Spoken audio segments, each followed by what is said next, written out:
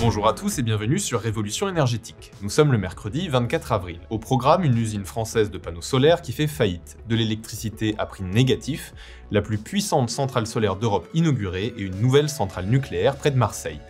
Voici les dernières actus chaudes de Révolution énergétique. Mais avant de plonger dans les actus du jour, laissez-moi vous partager une expérience récente qui illustre l'importance de la communication précise, surtout dans le domaine des énergies renouvelables. Récemment, j'ai assisté à une conférence internationale sur l'énergie solaire. Un des conférenciers, malgré sa grande expertise, a eu quelques difficultés à transmettre son message à cause de sa prononciation en anglais. Cela m'a vraiment fait réaliser à quel point une bonne maîtrise de l'anglais peut être déterminante dans ce domaine. Et c'est là qu'intervient le sponsor de cette vidéo, Elsa Speak, une application d'apprentissage de l'anglais vraiment unique en son genre. Imaginez ceci, une intelligence artificielle de pointe qui identifie précisément vos erreurs de prononciation et d'expression en anglais. Vous recevez une évaluation de votre prononciation, de votre fluidité et de votre intonation comparée à celle d'un locuteur natif, avec des retours instantanés sur chaque son. C'est la première application à proposer cette fonctionnalité. En plus de cela, en utilisant Elsa, vous allez non seulement corriger votre prononciation et votre intonation, mais aussi enrichir votre vocabulaire, vos phrases et vos compétences de communication quotidienne en anglais.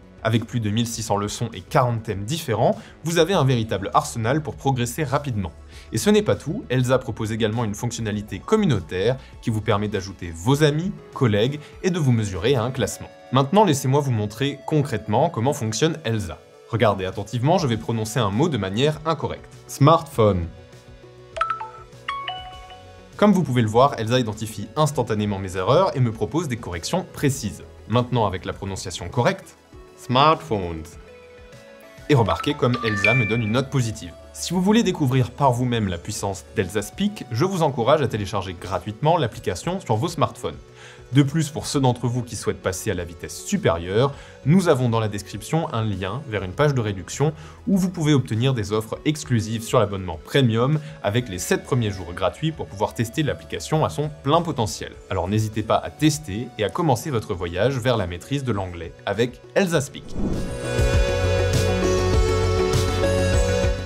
On commence par la faillite de Systovi. Le fabricant français de panneaux solaires va devoir fermer sa seule usine située à Carquefou, près de Nantes. Aucun repreneur ne s'est manifesté. Le tribunal de commerce a donc prononcé sa liquidation judiciaire le 17 avril. 86 employés vont se retrouver sur le carreau, mais que s'est-il passé? D'après Systovi, la concurrence chinoise est la principale cause de sa faillite. Et oui, l'Europe se retrouve inondée de panneaux solaires chinois vendus à des prix dérisoires depuis l'été 2023. Ces panneaux sont subventionnés par la Chine et les fabricants européens n'arrivent plus à s'aligner. En plus de cette concurrence déloyale, la filière est peu aidée par les pouvoirs publics. Il n'y a pas de protectionnisme français sur les panneaux solaires. Mais le problème ne touche pas seulement la France. En Allemagne, c'est une usine du fabricant Meyer Burger qui va fermer. L'industriel préfère délocaliser sa production aux États-Unis. Là-bas, il va bénéficier de conditions économiques bien plus favorables et notamment de prix de l'énergie beaucoup moins élevés qu'en Allemagne.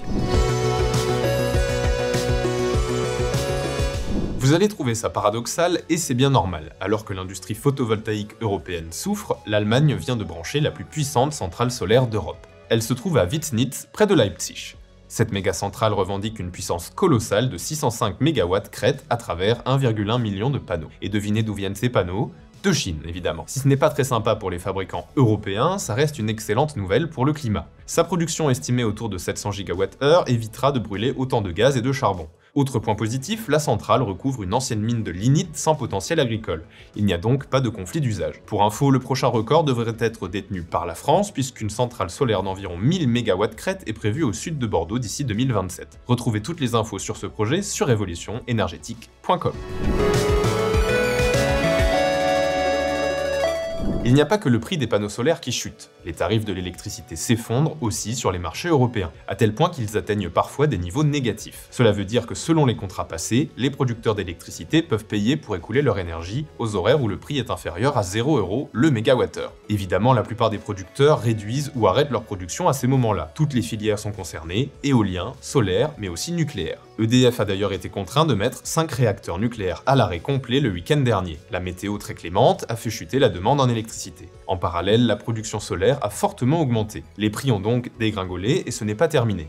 Globalement, en Europe, la consommation en électricité ne cesse de diminuer depuis la crise de l'énergie de 2022, car le prix de l'électricité reste très élevé pour le consommateur final, les particuliers comme les industriels. C'est absurde, on le sait, mais c'est ainsi que s'est construit le marché européen de l'électricité, et visiblement, il n'est pas du tout conçu pour favoriser la décarbonation et l'électrification des usages, puisqu'il incite à brider la production d'énergie bas carbone au lieu de la valoriser. Dans le même genre, en Pologne, le gestionnaire du réseau électrique a dû déconnecter temporairement une partie des centrales solaires du pays. En cause, une surproduction observée fin mars qui mettait en péril l'équilibre du réseau polonais. Pourtant, le pays a bien besoin de cette électricité verte. En 2023, il produisait toujours 61% de son électricité à partir du charbon. Problème, son réseau n'a pas été adapté pour recevoir de grandes quantités d'électricité produites à partir de moyens non pilotables, comme l'éolien et le solaire. C'est bien dommage car la Pologne pourrait décarboner bien plus rapidement s'il disposait de systèmes pour valoriser ses excédents. Cela peut se faire par des moyens de stockage de grande ampleur, steppes, batteries, des électrolyseurs d'hydrogène ou en construisant des grandes interconnexions entre pays. La Pologne n'est d'ailleurs pas le seul pays à avoir ce genre de problème.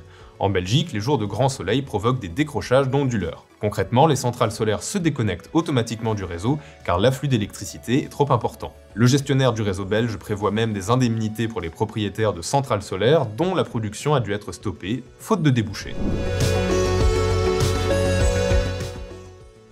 Et si la France construisait une nouvelle centrale nucléaire ?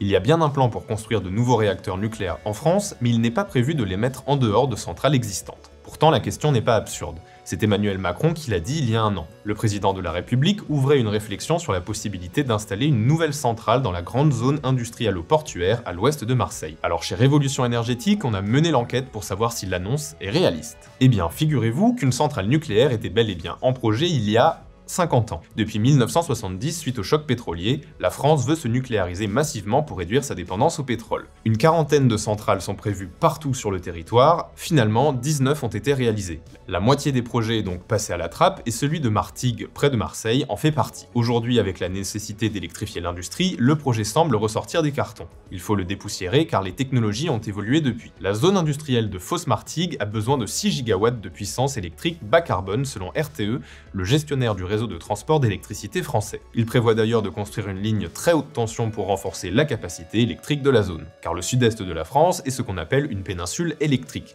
Elle consomme beaucoup plus d'électricité qu'elle n'en produit. Construire une centrale nucléaire composée de 4 EPR pourrait donc être très utile à la région. C'est en tout cas ce que soutiennent des ingénieurs locaux que nous avons interrogés. On vous invite à lire l'article sur Révolution Énergétique. Voilà, c'est tout pour aujourd'hui. Si la vidéo vous a plu, n'hésitez pas à vous abonner et à mettre un like. Et je vous dis à très bientôt sur Révolution Énergétique.